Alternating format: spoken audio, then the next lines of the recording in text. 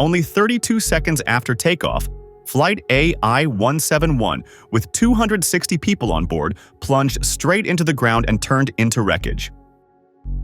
The newly released preliminary investigation report has revealed a terrifying truth.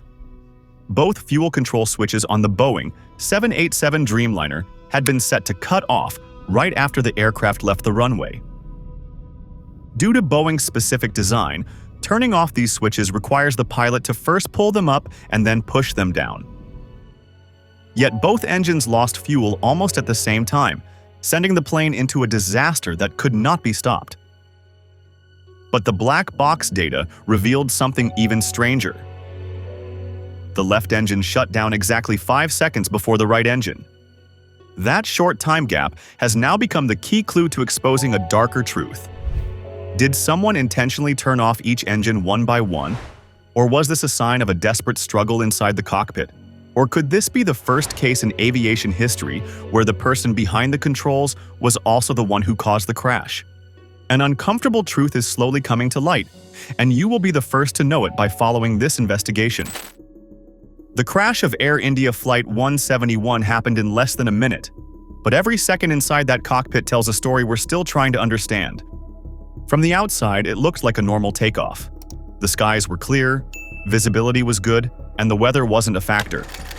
But 32 seconds after the plane left the ground, everything went wrong. The aircraft, a Boeing 787-8 Dreamliner, had just lifted off from Ahmedabad Airport in western India. At 13:38 Indian Standard Time, the plane started moving down the runway with no signs of trouble. Within 60 seconds, it reached takeoff speed, around 180 knots, or 330 kilometers per hour. At that point, the plane became airborne. But only a few seconds later, something unexpected happened. Both engines started losing power. Flight data shows that at exactly 13:38:42, one of the aircraft's fuel control switches was turned from run to cutoff. Just 1 second later, the second switch followed. These switches control the fuel supply to the engines. Turning them to cutoff immediately stops fuel flow, which causes the engines to shut down. This kind of shutdown is normally done after a plane lands and is preparing to turn off. But this time, the switches were used mid-air. From that point forward, the aircraft had no engine power, and there was almost nothing the pilots could do to keep it in the air. At 13:39:11, about half a minute after takeoff, the flight data stopped. The aircraft crashed into BJ Medical College dormitory, killing nearly everyone on board and several people on the ground. Security cameras showed the plane struggling to stay in the air before it disappeared behind buildings. Another video captured the moment it hit a hostel building near a hospital. Survivors on the ground said they heard a loud explosion and saw a giant fireball. This flight was not just another accident. It was the first deadly crash involving a Boeing 787 Dreamliner since the aircraft entered service in 2011. And it raised serious questions about how two engines could fail almost at the same time, so soon after takeoff. The answer might lie in those two fuel switches. How they were turned off and who turned them off is where the mystery begins. Next, we'll look closely at these fuel switches, how they work, and why experts believe it's nearly impossible to shut them off by accident. At the center of this disaster are two small switches hidden deep inside the cockpit. They are called fuel control switches, and they play one of the most critical roles in keeping a jet engine running. When they are turned to the run position, fuel flows freely into the engines. But when they are flipped to cutoff, that flow stops instantly. The engine loses power and the aircraft starts to fall. That means even if a pilot is reaching across the cockpit or adjusting other systems, their hands are not near the fuel switches. And because both engines have separate switches, each one must be turned off individually. There is no single button that shuts them both off at once. For these switches to be turned off in flight, someone had to reach over, pull each one up, and push them down one by one. It cannot happen by accident. Pilots train for years and follow exact procedures to avoid anything that could lead to a mistake like that. During takeoff, every movement inside the cockpit is planned. Each action is timed, each word is said for a reason. Nothing is random. If a fuel switch moves at that moment, Something very unusual is going on. Some people might wonder if turbulence, vibration, or faulty parts could have made the switches slip. But experts say that's highly unlikely.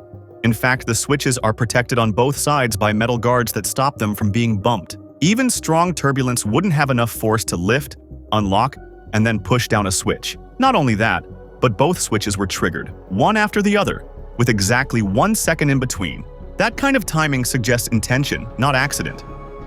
Even the style of the switches tells us something important. These are not touchscreen controls or soft buttons. They are thick, mechanical levers. Pilots describe them as stubborn, built to resist easy movement. In some aircraft, they require the full grip of 2 fingers and a solid amount of pressure. One aviation investigator said it would be almost impossible to flip both of them with one hand. You would need to do each one separately, with care, and while knowing exactly what you were doing. The black box data adds even more weight to the suspicion. It shows the switches being moved just as the aircraft reached its maximum climb. That moment is when the captain's hands are off the center console, focused on flying the aircraft.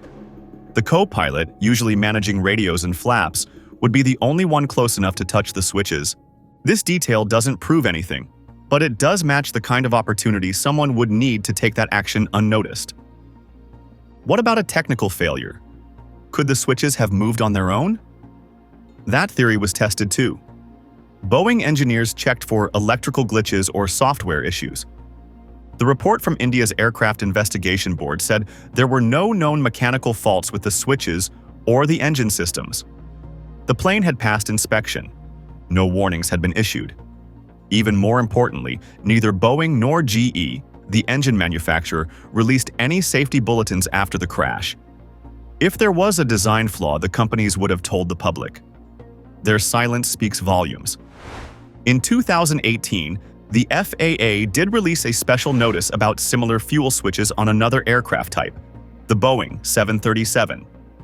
It warned that in some cases, the stop lock system could be installed incorrectly.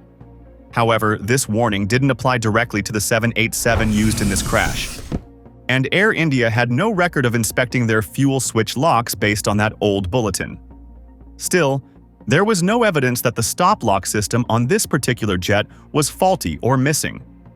In our next analysis, we will examine the possible scenarios that could have unfolded in the cockpit, including the unsettling possibility that this tragedy was not accidental. The evidence demands we consider all possibilities, no matter how disturbing they may be. If the fuel switches were not moved by accident, then we are left with a chilling possibility. Someone inside that cockpit might have done it on purpose. The cockpit of the Boeing 787 is a carefully controlled space. Every switch, lever, and display has its purpose. During takeoff, both pilots have specific tasks. The captain, usually seated on the left, controls the aircraft.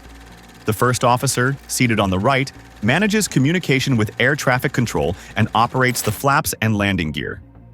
While one is focused on flying, the other is free to use the center console, which is where the fuel switches are located. Investigators reviewing the black box audio heard a short but important exchange. One pilot asked, "Why did you cut the fuel?" And the other replied, "I didn't." These words don't tell us who said what, but they confirm that something unexpected happened. The fact that one pilot believed the other had shut off the fuel means it didn't happen automatically. It wasn't part of the plan. It was a shock to both of them. That's what makes the next detail even more troubling. Flight data shows the switches were moved 1 second apart. That timing suggests intention. One switch flipped, then the other. Not at the same time and not by a single error. It was done in a way that looks careful, not rushed, not chaotic. Whoever did it likely knew what the result would be. And still, they did it. Some experts have pointed out how rare this kind of situation is. In most cockpit emergencies, pilots act fast, but they still follow procedures. They work together to fix the problem. But this time, there was no call for help before the engines failed. The Mayday call came only after the aircraft began falling. That delay raises questions. Was someone trying to hide what they had done? One theory that investigators are now forced to consider is the possibility of intentional sabotage. It wouldn't be the first time this has happened in aviation history. In 2015, Germanwings Flight 9525 crashed into the French Alps after the co-pilot locked the captain out of the cockpit and flew the plane into the mountains. In 1999, Egypt Air Flight 990 crashed into the Atlantic Ocean, and investigators believe the relief co-pilot pushed the nose of the aircraft down on purpose. These cases were rare, but real, and they show that something like this can happen. So far, in the case of Air India Flight 171, there is no proof of intent. But the circumstances are suspicious. The pilots had passed all medical checks. They were both experienced with thousands of flight hours. They were cleared to fly. The aircraft had no signs of failure. The fuel samples were clean. There were no alerts from the engine systems. Everything should have gone according to plan. And yet, something went wrong in those first seconds after liftoff. Some have suggested that maybe the switches were shut off in a moment of confusion. Maybe the pilot thought it would fix a different issue. But experts say that doesn't fit. There were no warnings or strange messages on the instruments. And even if there had been, the fuel switches would never be the first thing a pilot would touch. They would only reach for those switches in extreme cases, usually on the ground after landing or during a fire emergency. Turning them off during takeoff would go against every part of their training. Another theory is that the pilot was trying to restart the engines. But again, that doesn't match the timeline. The switches were turned off before the engines failed. It wasn't a response to a problem. It was the cause of the problem. Then, seconds later, the switches were flipped back to run as the engines tried to restart. That behavior fits one pattern. Someone changed their mind. Maybe they thought it wouldn't be noticed. Maybe they panicked. Or maybe they wanted to undo what had already been set in motion. The lack of video inside the cockpit makes this even harder to understand. The black box audio records voices, alarms, and radio calls, but not actions. We don't know whose hand moved the switches. We don't know where each pilot was looking at the time, and we don't know if someone else could have been in the cockpit. Without clear video, investigators are left to match voices and guess motives. In some countries, cockpit video is required, but that's not the case here. That one missing detail could hold the truth. This mystery has left families in pain and experts frustrated. Everyone wants to believe it was a mistake. But the facts continue to push toward a darker conclusion. No one can say for sure what the pilot was thinking at that moment. But someone flipped those switches, and someone tried to turn them back. If this was an act of sabotage, the next question is why? What would drive a trained professional to do something like this? Was it personal? Was it political? Was it something hidden in the pilot's background that no one noticed? Investigators are now digging into every part of both pilots' lives, but until they find something concrete, the case remains open. In the next part, we'll see why investigators believe this wasn't caused by a system error, and why the silence from Boeing and GE has made the mystery even harder to explain. After a crash like this, the first thing investigators search for is a mechanical failure. In most aviation disasters, something breaks, something malfunctions, or something gets missed. But in this case, the system stayed silent. There were no alarms, no warning lights, and no error codes from the aircraft. Everything appeared to be functioning normally until the engines suddenly stopped working. That is what makes this crash so unusual. The Boeing 787-8 Dreamliner is one of the most advanced airplanes in service today. It is built with multiple safety systems designed to detect problems before they become dangerous. If there is a drop in pressure, a fuel imbalance, or an engine issue, the plane is programmed to alert the pilots and ground teams immediately. On Flight 171, none of those alerts appeared. According to the official investigation, all systems were operating normally. The engines performed exactly as they were designed to. When the fuel supply was cut, they lost thrust, just as expected. The ram air turbine, known as the RAT, deployed correctly when both engines shut down. This small emergency generator activates only when the plane loses all engine power, and on Flight 171, it responded just a few seconds after the switches were moved. The automatic systems did their job, but they could not save the aircraft. Investigators also tested the fuel. Samples were collected from the airport's refueling station, and they showed no signs of contamination. The fuel was clean, with no water or foreign chemicals. This eliminated the idea that bad fuel caused the engines to fail. Since there were no signs of engine damage or blocked lines, attention turned back to the cockpit and the human actions taken in those final seconds. In 2018, the Federal Aviation Administration issued a safety bulletin about similar fuel switches used in Boeing 737 aircraft. The concern was that, in some cases, the lock system designed to stop accidental movement might not be installed correctly. However, that bulletin was only a recommendation and did not apply to the 787 used in this crash. Air India did not perform the suggested inspection, but there is no evidence that this aircraft had any issues with its switch mechanisms. Maintenance logs for Flight 171 show that the throttle module had been replaced twice, once in 2019 and again in 2023. These replacements were done for unrelated reasons and not connected to fuel control problems. No pilot had reported any difficulties with the switches, and there were no signs of damage or wear during the last inspections. The parts were working as intended. The more investigators examined the evidence, the clearer it became that the aircraft did not break down. The engines were not faulty. The electrical systems were not damaged. The flight controls were functioning. Every part of the plane responded correctly to the commands it received. The only thing that changed was the position of the two fuel switches, and those switches require human hands to move. In aviation, when the machines do not fail, the focus shifts to the people in the cockpit. That does not always mean someone did something wrong on purpose, but it does mean that human action, not mechanical error, played a role. In this case, the movement of the fuel switches appears to be the one event that triggered the crash. This leads to a painful truth. If the plane did not have a system problem, and if the manufacturers found nothing wrong, then the disaster was not caused by faulty equipment. It was caused by something or someone inside the flight deck. Boeing and GE have not spoken publicly about the crash in detail. Some people believe they are protecting their reputation, while others think they simply have nothing to add. Either way, the silence has only made the situation more confusing. Families who lost loved ones want answers. Pilots want to know if they are flying safe planes.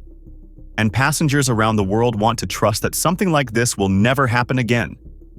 But when there is no clear message from the companies that built and maintained the aircraft, that trust begins to disappear. Right now, the public is left with more questions than answers. The systems worked, the engines were fine, the fuel was clean, but the fuel flow was cut off anyway. No machine could have done that on its own. The final piece of this puzzle may be missing, but one thing is already clear. The cause of this crash did not come from outside the aircraft. It came from inside. Next, we will explore what is still missing from the investigation and why one simple piece of technology could have made all the difference. In every crash investigation, facts are everything. But sometimes the most important clue is the one that does not exist. In the case of Flight 171, that missing piece is video footage from inside the cockpit. There is no camera, no visual recording, and no way to see what actually happened in those final moments. Most commercial aircraft record voices in the cockpit using the Cockpit Voice Recorder, or CVR. It captures the last 2 hours of conversation between the pilots, as well as background noises like alarms and engine sounds. But it does not show faces, hand movements, or switch positions. Without a video, investigators are left to guess who did what and when. They can hear confusion. They can hear a pilot say something like, "Why did you cut the fuel?" But they cannot see who reached for the switch. This lack of visual proof has slowed the investigation. If there had been a camera above the center console, it could have shown exactly who moved the fuel switches. It could have captured the moment they were turned off and possibly explain why. Instead, the only source of evidence is sound. And that is not enough to answer the most important questions. Some countries, including Canada, have called for cockpit video to be added to commercial aircraft. They argue that in modern aviation, voice alone is not enough. With so many lives at risk, even a few seconds of video could prevent years of confusion and pain. But privacy concerns and airline resistance have kept this from becoming a global rule. As a result, most commercial jets still do not have cockpit cameras. In this case, that missing video might have made all the difference. It could have removed all doubt about the pilot's actions. It could have closed the case. Instead, we are left with only guesses and a long list of unanswered questions. The crash of Air India. Flight 171 stands as one of aviation's most perplexing tragedies. In just 32 seconds, a routine takeoff turned into an unspeakable disaster, leaving behind wreckage, unanswered questions, and grieving families. The investigation revealed no mechanical failures, system malfunctions, or environmental factors that could explain why both engines lost power simultaneously.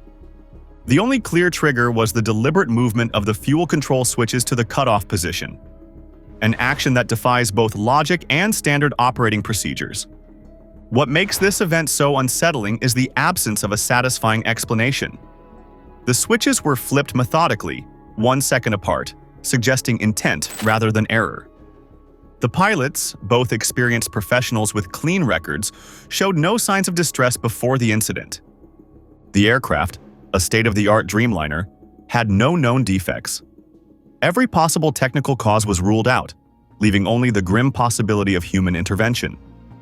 Yet without cockpit video footage, the truth remains frustratingly out of reach. This tragedy forces us to confront difficult questions about aviation safety. While technology has made flying safer than ever, human factors remain the weakest link. Could better mental health monitoring for pilots prevent such incidents? Should cockpit cameras become mandatory to eliminate ambiguity in investigations? And how can airlines balance privacy concerns with the need for transparency? Despite the darkness of this event, there is room for hope. Aviation safety evolves through tragedy. Each disaster leads to stronger safeguards, better training, and more robust systems. The legacy of Flight 171 must be a renewed commitment to learning from the unexplained, honoring the victims by ensuring such mysteries never happen again. Ultimately, this crash serves as a poignant reminder that progress is not solely about preventing accidents. The skies are safer today because of past lessons, and though this case remains unresolved, it will undoubtedly shape the future of flight for generations to come. The pursuit of answers continues, not just for justice, but for the peace of knowing that every possible measure has been taken to protect those who trust their lives to the miracle of flight.